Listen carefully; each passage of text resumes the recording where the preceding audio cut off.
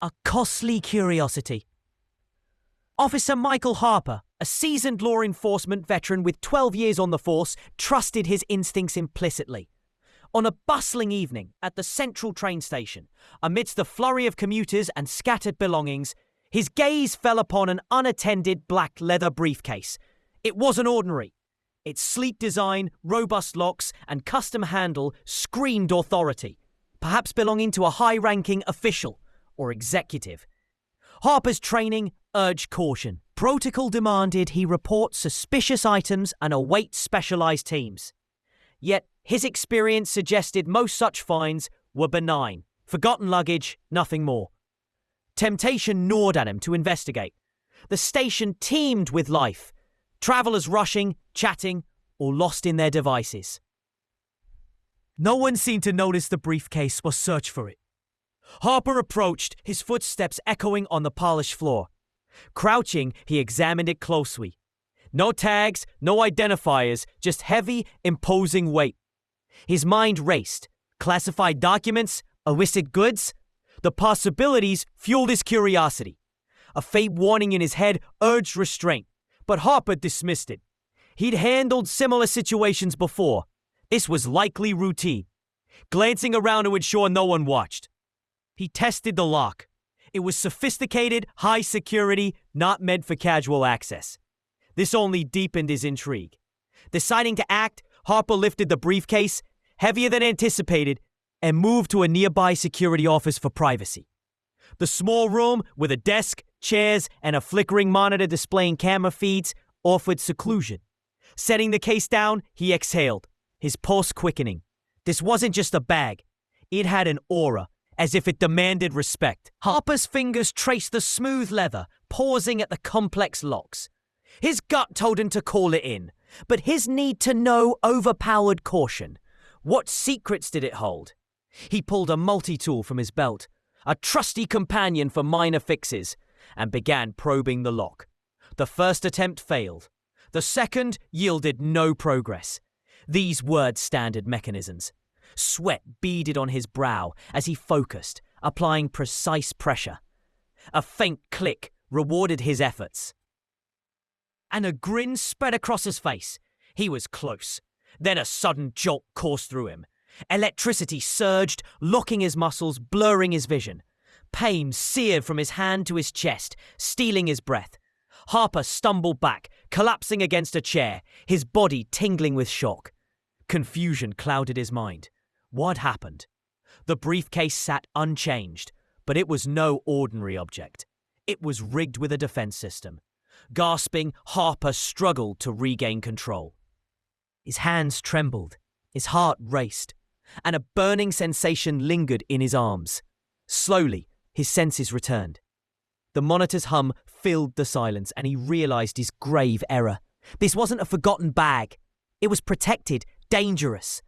Who would secure a briefcase with such force? His mind spun with possibilities, government secrets, criminal evidence, or worse. Panic crept in. He considered returning it to the bench, pretending nothing happened. But footsteps approached. Steady and deliberate. The door opened, revealing two men in crisp suits. Their demeanor was calm, professional, and intimidating. One flashed an FBI badge. Harper's stomach sank. The other agent retrieved the briefcase, inspecting it with a practiced eye. Harper's heart pounded. He tampered with something far beyond his jurisdiction.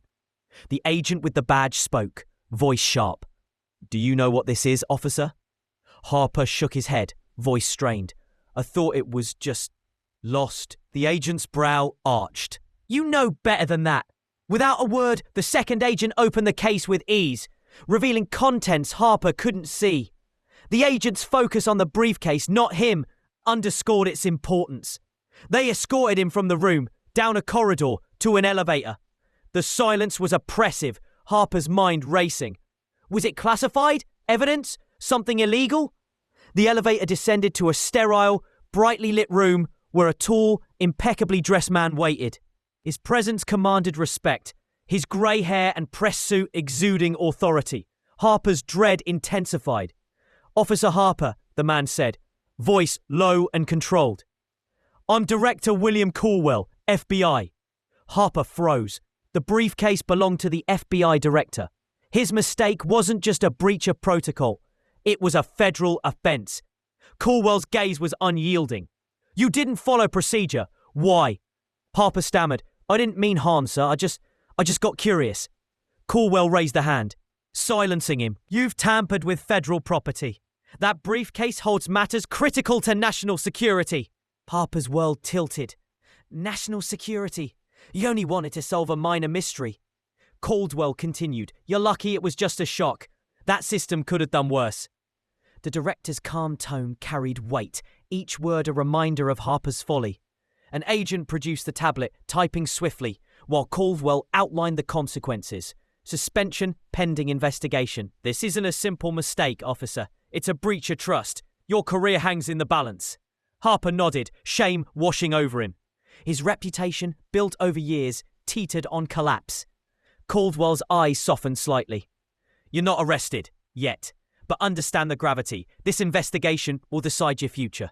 Escorted back to his precinct, Harper felt the weight of every step. Colleagues' stares burned as he entered, their whispers deafening. At his desk, the familiar surroundings offered no comfort. Days blurred into limbo. His phone silent, his thoughts consumed by the briefcase and its secrets. One evening, his phone rang. Agent Carter, one of his escorts. You're needed at the federal office. There's an update. Harper's heart raced. The investigation's outcome awaited. A car arrived the next morning, the drive silent and tense.